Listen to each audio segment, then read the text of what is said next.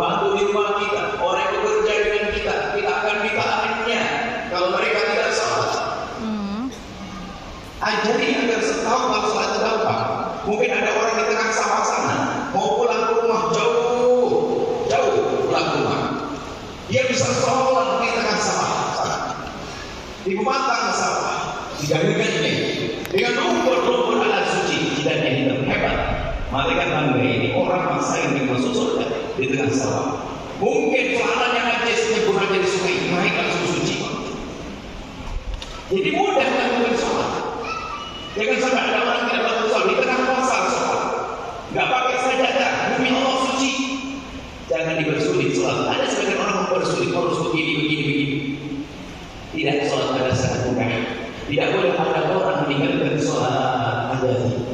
Sholat adalah kewajiban dan sholat adalah pahalanya besar, dan yang meninggalkan sholat adalah dosanya sangat gede dan menjadikan sebab rahmat Allah dicabut. Jika satu rumah ada orang satu yang tidak sholat, lihat rumah kita akan menjadi kehilangan keberkahan.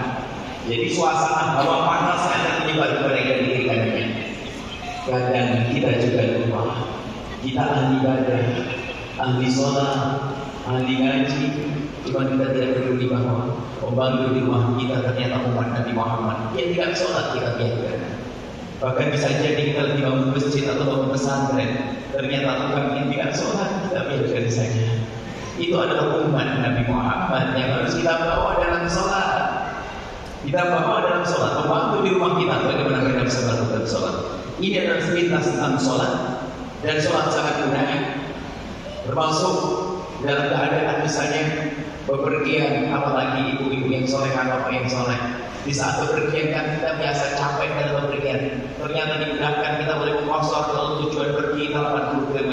Mengkosor sholat itu dianjurkan ibu bapak.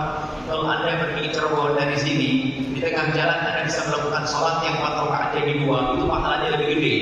Tapi bagi orang yang kurang ngaji kan nggak mau, ngapain mau banyak rest area kok harus pakai jamak, pakai kosor. Ya karena dia tidak ngaji. Padahal kalau dia melakukan jamak dan kosor, pahalanya lebih gede. Sebab dalam mata Abu Hanifah kosor adalah wajib, dalam mata kita adalah dianjurkan mengkosor sholat 4 jadi 2, enak. Ini ibadah itu mudah.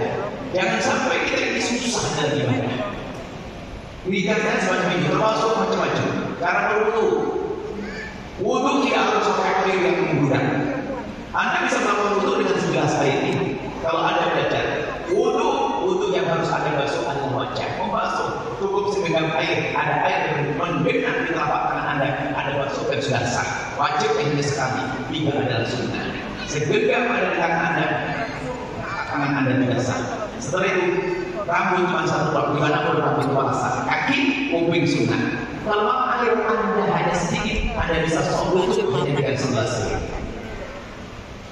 Jadi kita menghindari kemudahan supaya tidak ada orang meninggalkan sholat